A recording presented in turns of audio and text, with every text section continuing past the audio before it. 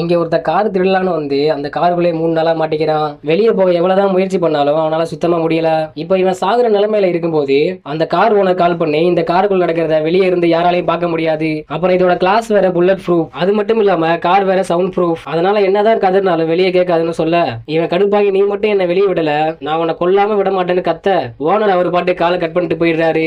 அப்போ சடனா காரோட ஏசி வேற ஆன் ஆகிருது. திருட உடனே இது ஓனர் பண்ண வேலையா தான் இருக்கும் போலன்னு யோசிக்காம நல்லா என்ஜாய் பண்ணிட்டு இருக்கான். ஆனா கொஞ்ச நேரத்துல கார் டெம்பரேச்சர் பயங்கரமா குறைய ஆரம்பிக்குது. இவன் உடனே குளிர் தாங்க முடியாம சட்டை எடுத்து போட்டுக்கிட்டு ஏசில பேப்பர் வச்சு மூட பாக்குறான். ஆனா எதுவுமே வேலை செய்ய மாட்டேங்குது. கொஞ்ச நேரத்துல குளிர்ல சாகுற நிலைமைக்கு போயிடுறான். அப்ப ஓனர் ரிமோட் கண்ட்ரோல் மூலமா ஏசி ஆஃப் பண்ணிட்டு மறுபடியும் ஆன் பண்றாரு. இந்த திருட உடனே எனக்கு குடிக்க கொஞ்சம் தண்ணினாச்சு கொடுங்க, இல்லைன்னா நான் செத்துருவேன்னு சொல்ல ஆனா ஓனர் எதுவுமே சொல்லாம மறுபடியும் போனை கட் பண்றாரு. இப்போ இவனுக்கு தப்பிப்பானுங்கிற நம்பிக்கையே போயிடுது. அப்ப சடாரண ஒரு போலீஸ்கார வராரு. உடனே இவன் கண்ணாடி எல்லாம் குத்தி ஹெல்ப் பண்ணுங்கன்னு கத்துறான். ஆனா வெளியில இருந்தவருக்கு எதுவுமே கேட்காம நோ பார்க்கிங்ல கார் இருந்ததுனால ஃபைன் ரிசிப்ட் மட்டும் போட்டு வச்சுட்டாங்கன்னு கிளம்பிடுறாரு. இப்போ இவன் அவ்வளவுதான், நாம இங்கேயே சாக போறோம்னு நினைச்சுக்கிட்டு இருக்கும்போது அப்போ இவனோட நம்பிக்கையின் ஒளி இன்னொரு திருட்டு பையன் வந்து இந்த காரை ஓபன் பண்ண ட்ரை பண்ணிட்டு இருக்கான். ஆனா அவனையும் கொஞ்ச நேரத்திலேயே அங்க இருந்தவங்க பார்த்து போலீஸ்ல புடிச்சு கொடுத்துறாங்க. இப்போ நைட் ஆகிருச்சு.